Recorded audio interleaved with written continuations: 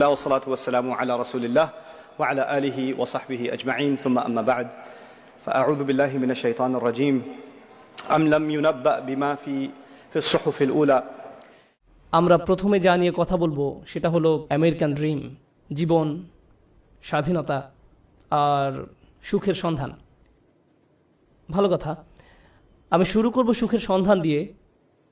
আমি যেটা বলতে চাচ্ছি তা হলো, এটা যদিও চমৎকার একটা উপমা, আর এই জাতির প্রতিষ্ঠাতাদের মনে অবশ্যই ভালো উদ্দেশ্য ছিল, কিন্তু আমি আসলে খুবই অবাক হয়েছি, কারণ কোরআনে সুখের সন্ধান নিয়ে কিছুই বলা হয়নি। কোরআনে সুখের সন্ধান নিয়ে কিছুই বলা হয়নি। খুবই তাজ্জব ব্যাপার। আমি 15 বছর ধরে এটা বুঝতে চেষ্টা করেছি যে কোরআনে কোথায় এই সুখের সন্ধানের কথা বলা হয়েছে। আল্লাহ এই ব্যাপারে কথা বলেননি, কিছুই বলেননি। আর এটা আমাকে ভাবায় যে আধুনিক সভ্যতার জন্য এত গুরুত্বপূর্ণ একটা ব্যাপার, মানুষ সুখী হতে চায়, কিন্তু আল্লাহ এই ব্যাপারে কিছুই বলেননি।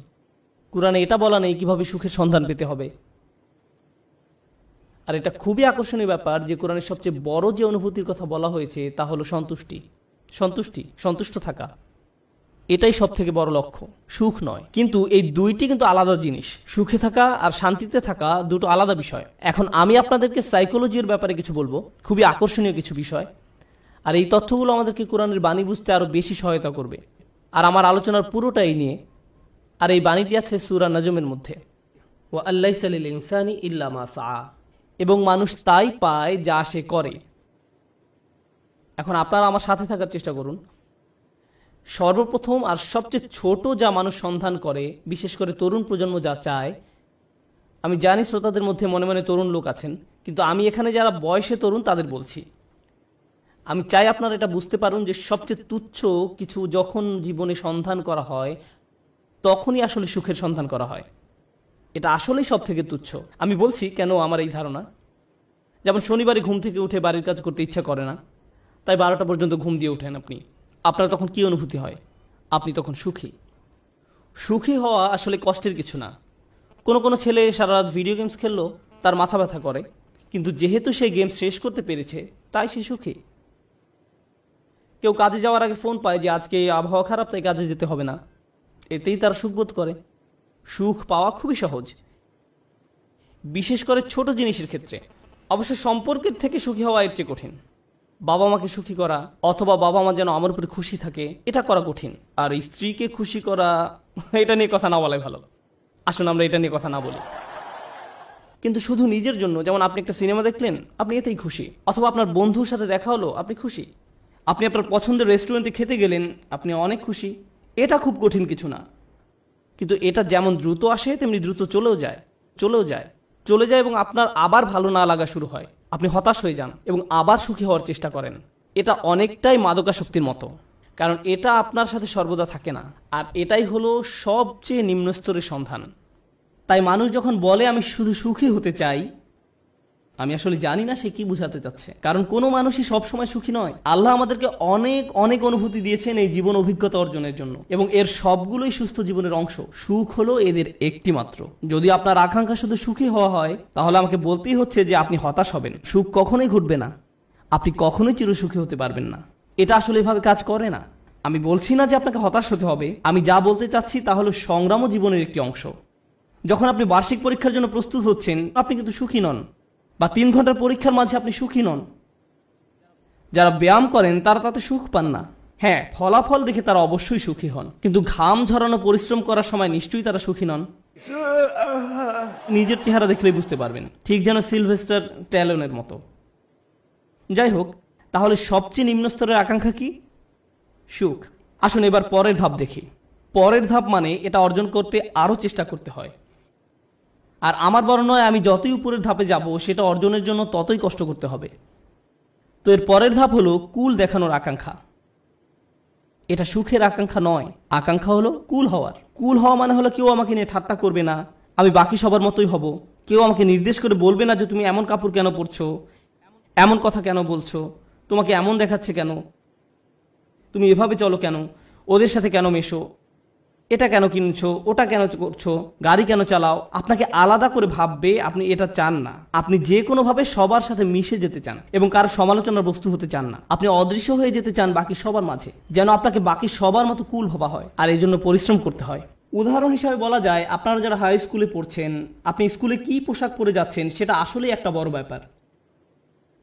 আপনি যখন আলমারি থেকে একটা কাপড় বের করেন বা জুতা হাতে নেন পরার জন্য, তখন আপনার মনে এই প্রশ্ন আসে যে কে আপনার পোশাক নিয়ে মজা করতে পারে। সত্যি সত্যি আপনার মনে এই ভাবনাটি আসে?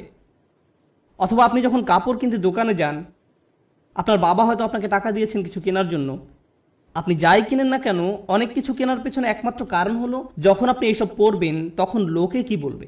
এটাই হলো কুল হওয়ার আকাঙ্ক্ষা। বাদ বাকি 10 জনের মাঝে মিশে যেতে হলে আপনাকে পরিশ্রম করতে হবে। এমন কিছু করা খুব সহজ যাতে মানুষ আপনাকে আজব ভাববে, কিন্তু বাকি সবার মতো চলতে গেলে কিছু কাজ করতেই হবে। অনেক তরুণকে এই জন্য নিজের পছন্দ বাদ দিতে হয়, তাদের এমন অভিনয় করতে হয় যা আসলে তারা নয়। আমি কিছু তরুণকে চিনি, ধরুন 14-15 বছর বয়স। একজনের কথা মনে আছে, সে বেসবল টুপি পরতো কারণ এটা তখন ফ্যাশন ছিল, তার প্যান্ট ঝুলে থাকতো। সে আমার কাছে এসে কান্না শুরু করলো। আমি তার কাছে বসলাম, আর সে আমাকে বলল, আমি এমন কাপড় পরতে পছন্দ করি না, আমি এটা ঘৃণা করি। কিন্তু আমি যদি এমন না করি তাহলে বাকিরা আমাকে নিয়ে মজা করে, আমি তাই বাধ্য হয়ে এমন করি। আমি গালি দিতে পছন্দ করি না, কিন্তু প্রায় গালি দেই যখন স্কুলে থাকি, কারণ আমাকে বাকিদের মতো হতে হবে। তাহলে সবচেয়ে তুচ্ছ আকাঙ্ক্ষা হলো সুখের আকাঙ্ক্ষা। এর পরের ধাপ হলো কুল হওয়ার আকাঙ্ক্ষা। এর পরের পর্যায়ে কি? জনপ্রিয় হওয়ার আকাঙ্ক্ষা। আমি সবার মাঝে মিশে যেতে চাই না, আমি সবচেয়ে জনপ্রিয় হতে চাই। আমি এমন হতে চাই যেন সবাই আমার বন্ধু হতে চায়, এমন হতে চাই যেন সবাই লাঞ্চের সময় আমার কথা শোনে।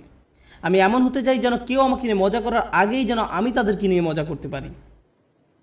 আর প্রায় সময় আপনারা দেখবেন যে স্কুলে যেসব বাচ্চারা জনপ্রিয়, তাদের জনপ্রিয়তার কারণ হলো তারা অন্যদেরকে নিয়ে মজা করে, আর সবাই তাদের ভয় পেয়ে তাদের কথা মতো চলে, যেন তারা কেউ পরবর্তী শিকারে পরিণত না হয়।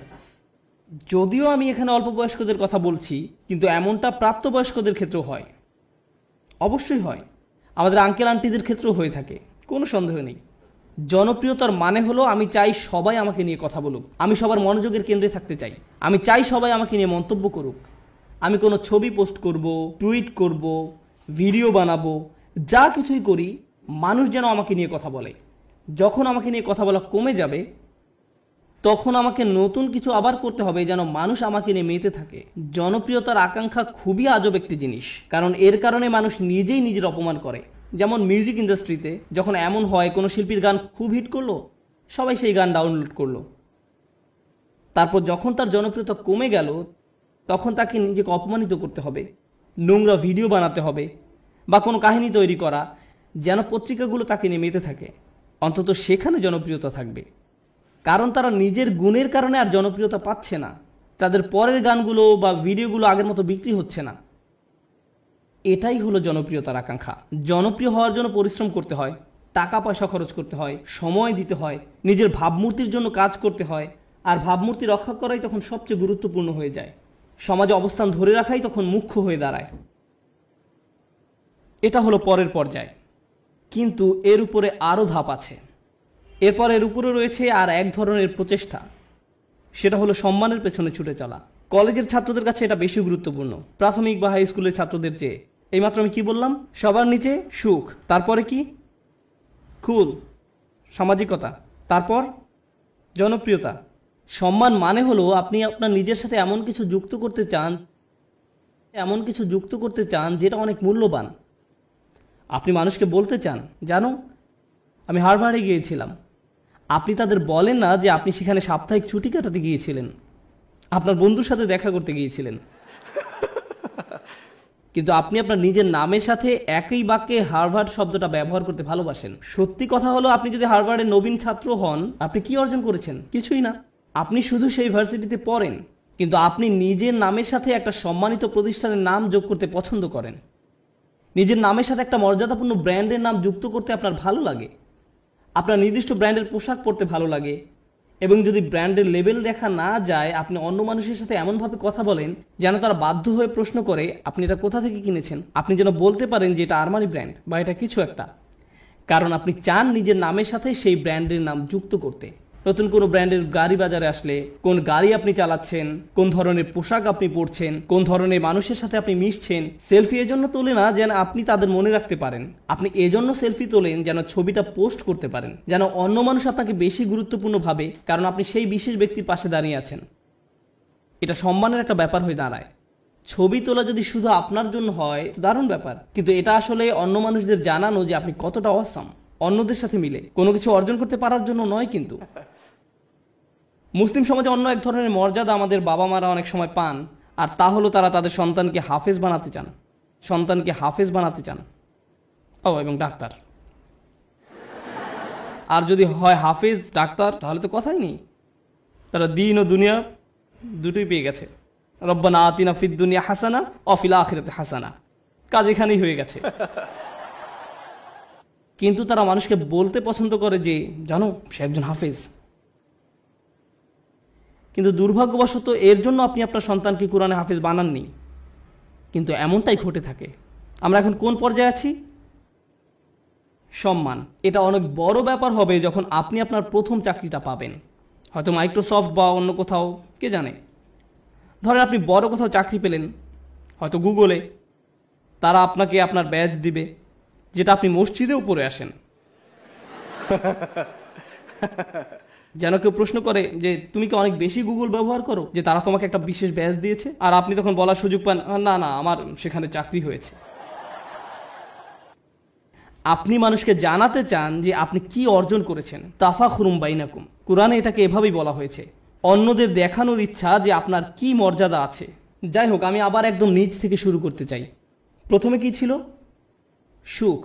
দ্বিতীয় সামাজিকতা। কুল। তৃতীয় জনপ্রিয়তা। চতুর্থ সম্মান। তার উপরে টাকার পিছনে ছুটে চলা। কিছু মানুষ আছে যারা সুখকে পাত্তা দেয় না, তারা সামাজিকতার কথা ভাবে না, তারা জনপ্রিয়তা চায় না, এমনকি সম্মানও নয়। একটা জিনিসকেই তারা গুরুত্ব দেয়, আর সেটা হলো টাকা। তারা জানে কিভাবে অনেক টাকা উপার্জন করতে হয়। এই মানুষগুলো ময়লা জামা, পুরনো ছেঁড়া জিন্স পরে থাকে, 88 মাজদা মিয়াটা গাড়ি চালায়, কিন্তু এই সব নিয়ে তাদের কোনো ভ্রুক্ষেপ নেই, কারণ তারা মাসে $10 মিলিয়ন উপার্জন করে। আমার এমন মানুষের সাথে দেখা হয়েছে যারা বছরে শত শত মিলিয়ন ডলার উপার্জন করে, এবং আপনি বুঝবেনই না সেটা, কারণ তার চুল উস্কো খুস্কো, তার মধ্যে এক অন্যরকম ভাব আছে যে সে ব্যস্ত, বা ব্যস্ততার জন্য নাও হতে পারে, কারণ সে এগুলো পাত্তাই দেয় না। সে শুধু জানে কিভাবে ব্যবসা করতে হয়। ব্যবসায় সে একটা বিস্ময়, আর সেটা নিয়েই সে শুধু চিন্তা করে। সে খালি এটাই চিন্তা করে যে বিক্রয় কিভাবে বাড়ানো যায়, কিভাবে ব্যবসার আরো সম্প্রসারণ হবে, কিভাবে আমি নতুন ওয়্যার হাউস খুলবো। সুবহানাল্লাহ, তারা অবিশ্বাস্য ধরনের মানুষ। যাই হোক, ময়ের উপরে উঠলে কি আরো কঠোর পরিশ্রম করতে হয়। সুখী হতে কোনো পরিশ্রম করতে হয় না, সবার মতো হতে কিছু পরিশ্রম করতে হয়, জনপ্রিয় হতে আরো কিছু কাজ করতে হয়, সম্মান বা সম্মানিত কিছুর সাথে জড়িত হওয়ার জন্য আরো শ্রম দিতে হয়, অনেক টাকা কামাতে হলে অনেক শ্রম দিতে হয়। এক অবিশ্বাস্য রকমের কর্মস্পৃহা লাগে, তারা কোনো বিরতি নেয় না। এর উপরে উঁচু স্তর আছে। যাই হোক, আমি যখন বলছিলাম কিছু একটা করতে বেশি শ্রম দিতে হয়, যখনই আমি কোনো উঁচু লেভেলের কথা বলি, আপনাকে সেখানে যেতে বেশি কষ্ট সহ্য করতে হবে, আপনাকে যন্ত্রণা সহ্য করতে হবে সেখানে পৌঁছাতে।